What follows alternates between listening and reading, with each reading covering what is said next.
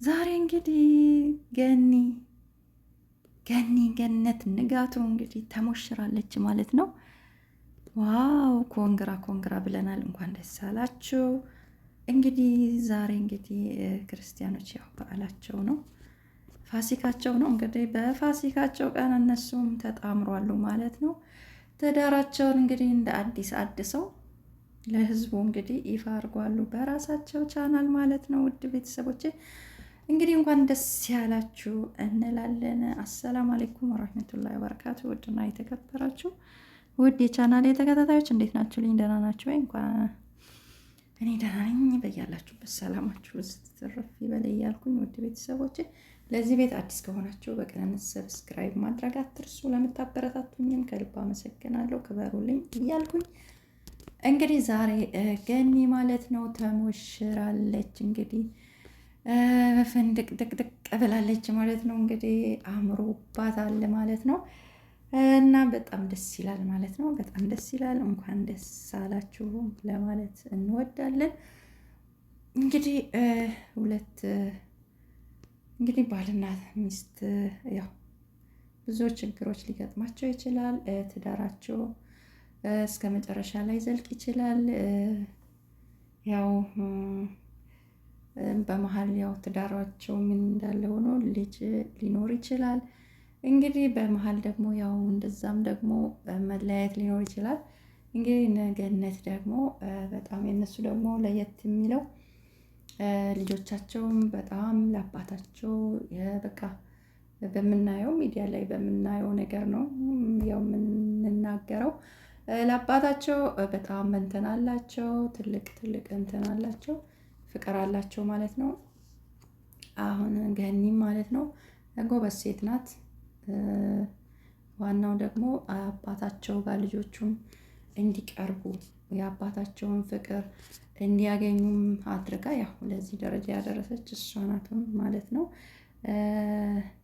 አሁን አንዳንድ ሰው ሲለያይ በቃ ከተለያየ አባትም ልጆቹን ዞር ብሎ ማያ ያለ እናት ናት ያው ሁሉን ነገር ሆና የምታሳድገው ማለት ነው። የሆነ ደረጃ ላይ እስከሚደርሱ ድረስ እናት ነች። በቃ ሁሉንም ነገር እያደረገች መከራውንም ችግሩንም ሆና ልጆቹን የምታሳድገው ማለት ነው። ብዙ ውጣ ወረዶችን ለብቻዋ ሆና የምታሳድግ ማለት ነው። እነሱ ሁለቱ ቢለያዩ ያው ልጆቻቸውን ግን እንትን አላሉም ማለት ነው። ልጆቻቸውን ሁለቱም የበኩላቸውን እያደረጉ እንግዲህ ያሳደጉ ናቸው። ሁለቱ ተስማምተው ማለት ነው።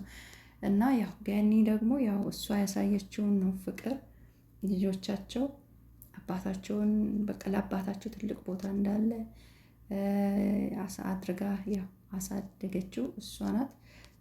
ለዛ እንግዲህ የእሷ ትልቅ ሚና አላት ማለት ነው።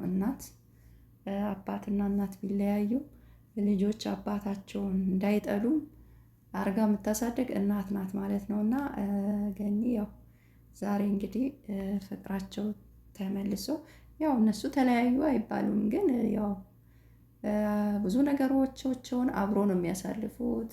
በሚዲያው ላይ እንደምናየው ብዙ ነገሮቻቸውን አብሮ ሲያረጉ ነው፣ አብሮ ሲያሳልፉ ነው የምናየው። ያው ሴፉም ላይ ቀርበው የተናገሩት ነገር አለ። ግን ያው ተለያይተዋሉ የሚባልበት ደረጃ አይደለም የነበሩት። ግን ያው ዛሬ ያው እንግዲህ አብሮ የመኖር አንድ ጎጆ ውስጥ አንድ ጣራ ውስጥ የመኖሩ እንትን ነው እንግዲህ ዛሬ አድሰው እንግዲህ በበዓላቸው ቀን እንግዲህ ለህዝቡ አዲስ ሰርፕራይዝ ብለው አቅርቧሉ ማለት ነው። እንግዲህ ደስ ይላል። እንግዲህ ትዳራችሁ ያማረ ይሁን። ቀሪ ዘመናችሁን እንግዲህ ተስማምታችሁ ተወዳችሁ እንግዲህ ልጆቻችሁን አብሮ ሆናችሁ ደግሞ ለወግ ማዕረግ የምታረጉ ያርጋችሁ እና ልጆቻቸው እንግዲህ ደስ ይላል። በልጆቻቸው ሰውም ሳያበዙ በልጆቻቸው ነው እንግዲህ በልጆቻቸው በሷ ዘመዶች እና በሱ ዘመዶች በቃ በተወሰነ ሰው ማለት ነው ያው ውጣ ውረድ ጋጋታ ሳይኖረው ማለት ነው። በእንደዛ መልኩ ድምቅ ብለው ፍቅራቸውን እንደገና እንደ አዲስ አድሰውታል ማለት ነው።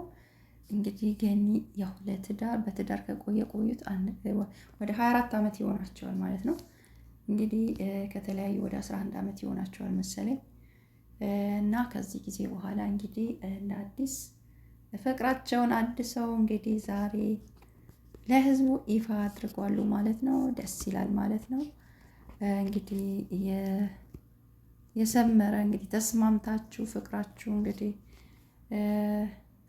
ጸንቶ እንግዲህ እስከ መጨረሻው አብሮ የምትኖሩ ያርጋችሁ። እንግዲህ ልጆቻችሁንም ለወግ ለማድረግ የምታደርሱ ያድርጋችሁ እላለሁኝ። እንግዲህ ዛሬ አዲስ ነገር ይዘውልን መጥቷል። ደስ ይላል እና እንኳን ደስ ያላችሁ ብለናል ማለት ነው እኛም።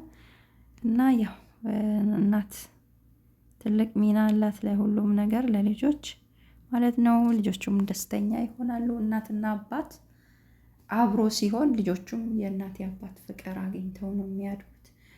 ልጆቹ ዛሬ ልጆቻቸው ትልልቆች ናቸው ማሻአላህ። ግን ቢሆንም እናትና አባት አብሮ ሲሆን እንዲህ ተስማምቶ አብሮ ሲኖሩ ደስ ይላል።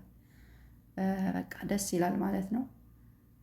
ልጆቹ ዛሬ የራሳቸውንም አውቀው እንትን ቢሉ እናትና አባት አብሮ ሲኖሩ በቃ ልጅ ለእናቱ ሁሌም ያው ልጅ ነው እና አብሮ ሆኖ ሲታዩ ደስ ይላል ማለት ነው። እና በጣም ደስ ይላል። እንኳን ደስ ያላችሁ ነው የምንለው ውድ ቤተሰቦቼ። እንግዲህ ይሄን ይመስላል። እንግዲህ ዛሬው አዲስ ሰበር ዜናው ይሄን ይመስላል እላችኋለሁ። በቅንነት እንግዲህ አበረታቱን እኛንም ውድ ቤተሰቦቼ ማለት ነው። አይከፈልበትም። በቅንነት አበረታቱን። ኢትዮጵያ ሀገራችን ሰላም ያርግልን። ሰላም፣ ፍቅርን፣ አንድነትን ያብዛልን። ሰላም መረጋጋት ያለበት ሀገር ያርግልን። ሀገራችን በያለንበት ሰላማችሁ ብዝት ትርፍ ይበል እያልኩኝ ባይ ባይ።